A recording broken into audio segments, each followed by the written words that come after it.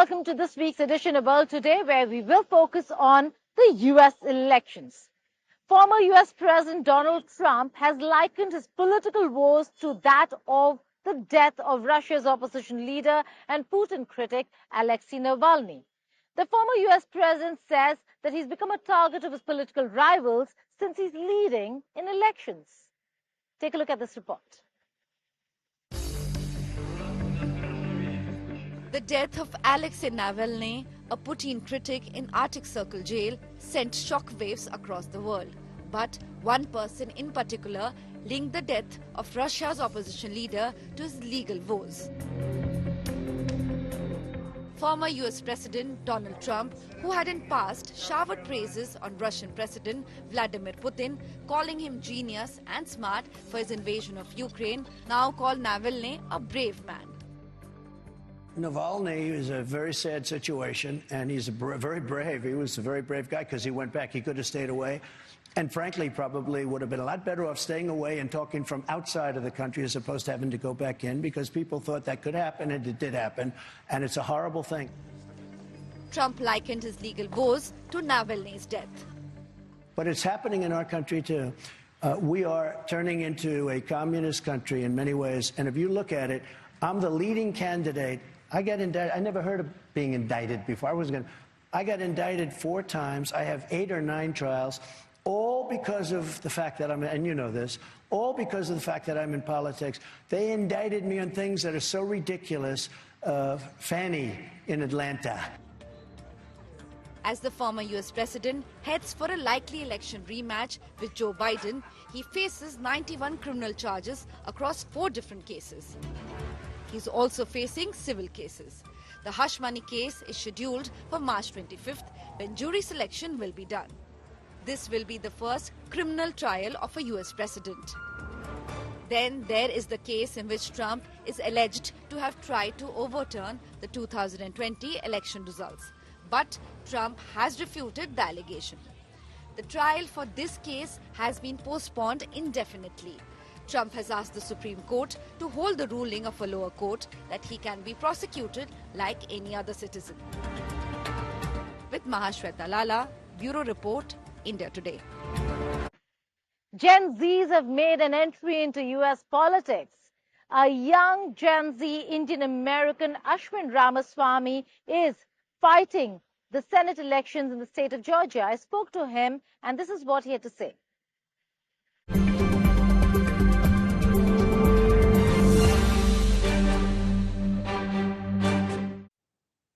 Ramaswamis are making waves in the United States of America, be it Republicans or now we're talking about a Democrat.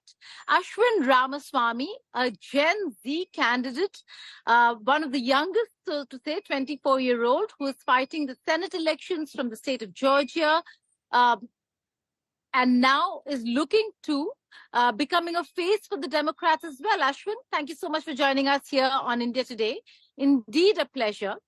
How does it feel being one of the youngest? And should you win, you'd be the first Gen Z senator. Thanks for having me on. It feels very exciting. I know that it's something which I would be the first person to do this. So I feel like I'm able to inspire a lot of folks to give back to their community in this way and show people a new way in which things are possible. What made you think that you should be fighting the elections at the age of 24? A few things. My background is in computer science. I used to do software engineering. I was over at Stanford, and I soon realized that we need talented people to be in the government. And I started working in the federal government on election security and cybersecurity from 2020 to 2023. And what I saw was that if you don't have the right kinds of politicians to back up the experts and folks working in government, our work can be undermined, as we saw it happen in the 2020 elections. So all of this made me want to do more law and policy work. I ended up going to law school. And I've always wanted to give back to my own hometown in Georgia. The last thing which made me decide to contest this race was seeing that the incumbent state senator got indicted along with former President Trump for trying to overturn the election. So there's two things. One is I wanted to make sure we had a voice of integrity, someone who can bring the expertise and focus on the issues that matter. And second is by being someone from the community and someone so young, I hope that we can really work on these issues in a new way and bring more hope to focusing on issues like healthcare, education, and public safety as well. Well, Ashwin, I was just going to come to that. Should you win, you will be defeating a very important or stronghold of the Republicans, whether it's Sean Still or not. But yes, it was Sean Still, and you would be replacing him. What are your chances? You've been speaking to a lot of people. A lot of experts are writing on the state of Georgia and the Senate elections there. How do your chances really look? And how confident are you about a win? We have pretty good chances. This is actually a purple district. It's one of Democrats' top targets to flip in terms of state Senate for 2024. In 2020, the district was about half and half in terms of Biden versus Trump. So there's a lot of people here who are independent, moderate, who feel like we don't want the polarization of both sides and we want to just work on issues that matter to us. So I think we have a pretty good chance here. I think a lot of it depends on how much attention, how much money we can raise, and how much we can really do that outreach to both sides in terms of telling them that here's a vision we have for the future. What are the challenges that you see for yourself, not just in these elections, but also in the future? A few challenges. So I'm a member of Gen Z, which means that I, born from 1997, I believe, to 2012 is the Gen Z range. And I think what we've been seeing is that there's so many challenges we see in the world around things like climate change, around even the idea that it's harder to own a house now and buy a house, it's harder to keep a job. There's all these issues that even no matter how hard you work, it seems like the system's built such that it really favors the people who are older and wealthier. So those are the challenges that we'll have to face growing up, in a sense that, if I start a family, when I'm coming and living here in Georgia, I want to make sure that I have those opportunities and everyone else does as well. And I think the biggest challenge is that people my generation don't yet have a voice in the political system. As you mentioned, I would be the first Gen Z state senator in Georgia. A lot of the folks who are already there don't understand the importance of some of these issues, such as healthcare, getting a house. We don't have enough voices there. So my hope is by being an additional voice here, I can make sure I bring those challenges and surface them so that we can address them now. Right. Even as lawmakers, we know that there are a lot of lawmakers, a lot of Indians who've done well for themselves, Indian Americans, Indian origin Americans who've done well for themselves. But do you think America is really ready for Indian Americans, for the brown race, so to say, to be a part of this entire system, the electoral system? Or is it more difficult being an Indian American? I would say, it's always difficult, but I would just note that America has had Indian Americans since at least the 1700s. There's a long history of people from India coming here and being and being part of this country. And there's a long history of that, and we should not forget the influence that Indian Americans have had on American thought, or whether it's, for example, folks like Emerson and Thoreau reading the Bhagavad Gita, Vivekananda coming in the 1800s here, or even in the 1700s, I believe that there was a lady named Mary Emmons who ended up having children with Aaron Burr, one of our founding fathers. And we've had so many examples of that. And I think it's a matter of educating folks about our own history and showing that America has always been multicultural in this way. So I think what I'm doing here is just a continuation of that long history we have had of being inspired and welcoming folks from around the world. We'll talk about India, America, but before that, your own country, the United States of America, looks quite polarized. Should Trump win the primaries, How do you see the entire election itself pan out between Trump and Biden? There is a lot of criticism that Biden has received in the recent past, and you being a Democratic candidate, as also having Vivek Ramaswamy on the other side batting for Trump. So, how do you see this entire polarized world where we see two Ramaswamis, both in the polar opposite sides? I would say voters ultimately look at the incumbent and they see how has the incumbent been doing, and based on that they'll decide who they want to vote for. And if you compare the difference between now and 2020, I think it's very different. If you look at 2020, we had an incumbent, President Trump, who did a lot of problems in terms of dealing with the COVID pandemic, a lot of issues where he would make things up about election security. All that rhetoric on the campaign trail really hurt him. It's what caused Biden to win. And I think now, if you compare that to what's happened today, sure, there's always criticisms of everyone in terms of what they could have done and couldn't have done, but I don't think it's at all comparable to what President Trump was in 2020. So I believe that voters will just see the records, and the records will speak for themselves. Well, Ashwin, you're a youth candidate. There are a lot of youth voters that you'd be looking at tapping. What's the strategy over here? Is there a strategy in how you're going about things? Are you looking at tapping into the youth voters, or is it more broad-based? Explain to us your strategy to win this election. First of all, our most important strategy, I'd say, is making sure that Democrats turn out. So people who already are in line with these values should know that, hey, there's someone named Ashwin Ramaswamy down ballot, and we should vote for them, because a lot of people will just vote for the president, but then they'll forget to vote down ballot. So that's the most important part to start with. And in addition to that, we're going to do lots of outreach to young folks. Given my age, it's much easier to relate to people who are in high school, for example, or even teachers as well, because they know that I came from that system.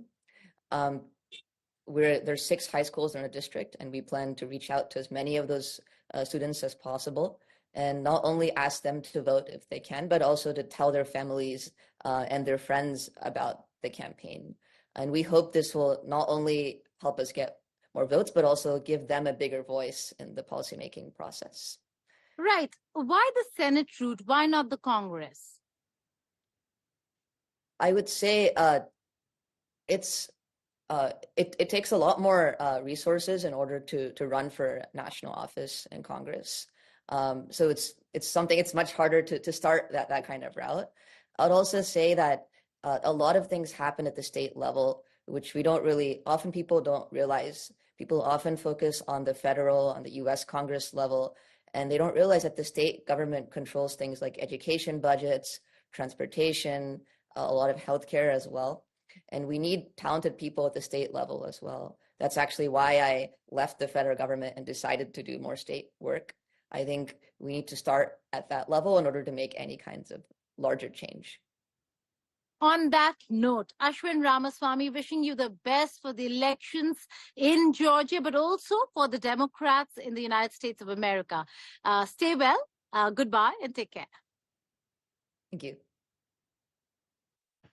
Indian-American biotech entrepreneur turned politician Vivek Ramaswamy is amongst the names former President Donald Trump is considering for his running mate as vice president in the 2024 presidential elections.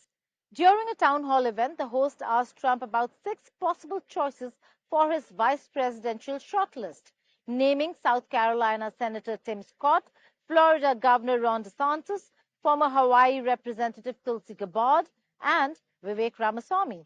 Earlier, in August 2023, Ramaswamy had hinted at being Trump's running mate if he did not win the Republican nomination. Ukraine awaits further aid from the United States of America even as the war completes 2 years. This even as Russia has captured yet another town of Avdiivka, this after fierce fighting continued in the region. Here is a report. As Russia-Ukraine war completed its 2nd year, Russia has gained ground by capturing the town of Avdiivka, while Ukrainian forces claim to have hit a training ground for Russian troops on the left bank of the Dnipro River in the Kherson region. Most of the elderly have been leaving as heavy bombardment has turned the city into rubble. Our apartment was destroyed. Here, window glasses were left intact. But it's unbearable, you know. We go to bed without knowing whether we'll wake up or not. The retreat of the Ukrainian forces from Avdiivka after months of fierce fight has been the worst defeat for Ukraine since the fall of Bakhmut.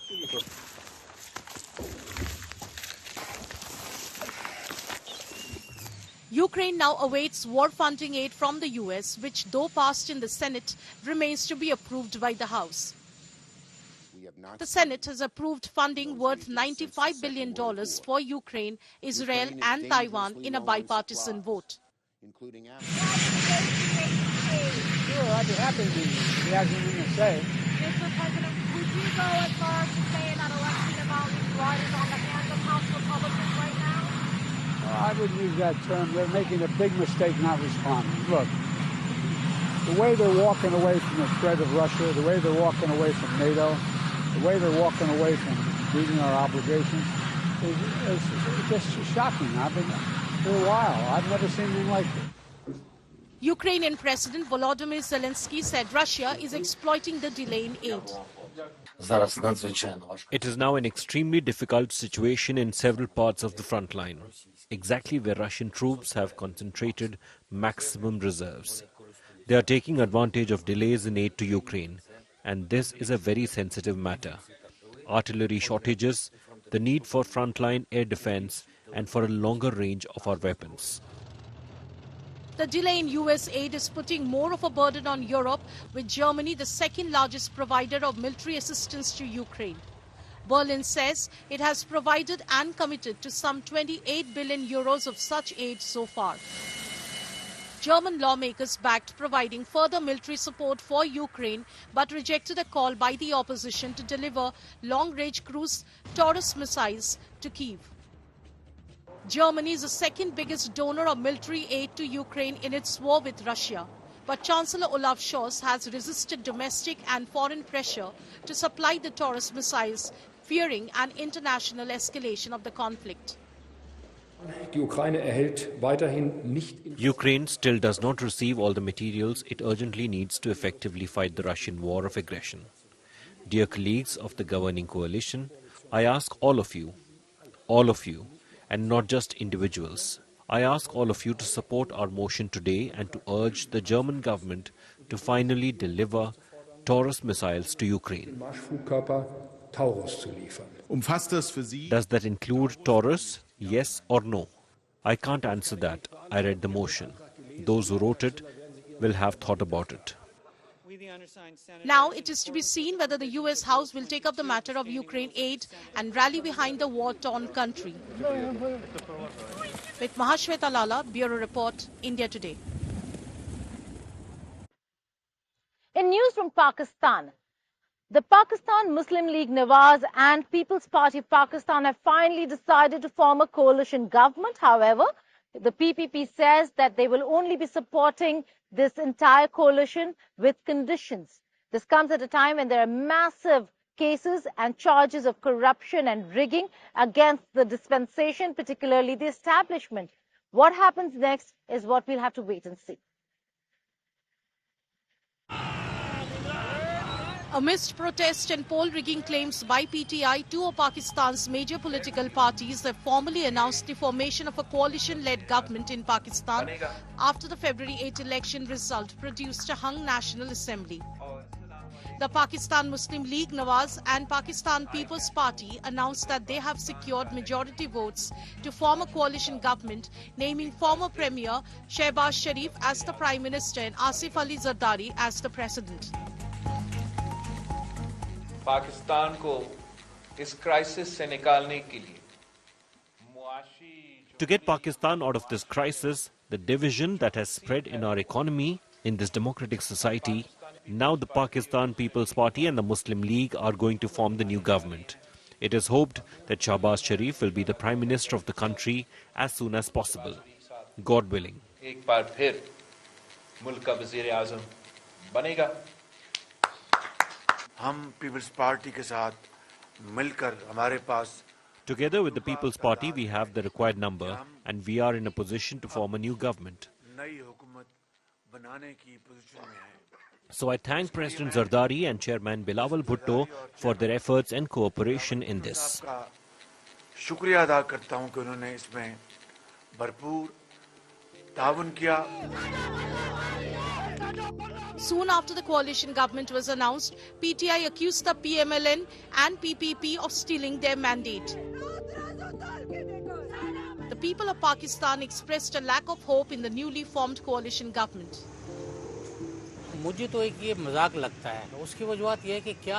It seems like a joke. These politicians have been ruling this country for the last 40 years. They are being imposed upon us once again. I don't think this government will last long. Today the economy of the country is in shambles. They were in power. What did they do for the country?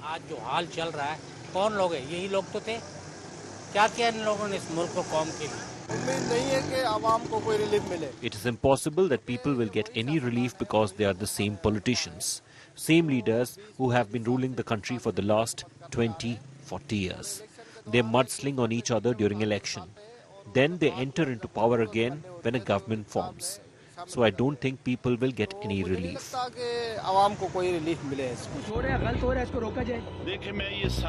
Meanwhile, a former senior bureaucrat who earlier alleged that 13 candidates from Pakistan's garrison city of Rawalpindi were forcefully declared winners in the election withdrew his allegations and stated that he was extremely ashamed and embarrassed over his claims.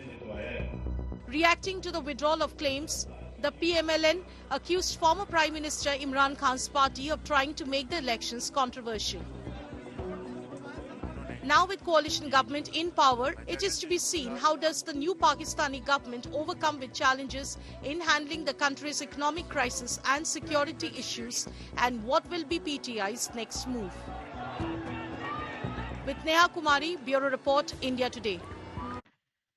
Here are some other stories from across the world in World at a Glance. Take a look.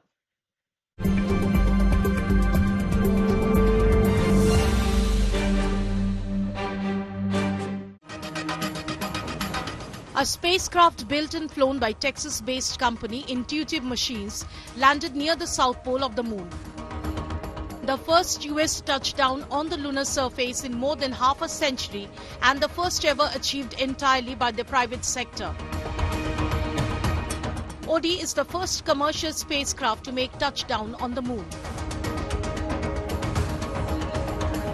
Israel's National Security Minister Ben-Gvir has called for restrictions on the movement of Palestinians after a shooting took place at a checkpoint near Jerusalem. Ben-Gvir further promised of arming citizens in response to the deadly shooting. At least 5 people were killed and a crew member was injured after a cargo ship rammed into a bridge in southern China, cutting the structure in half.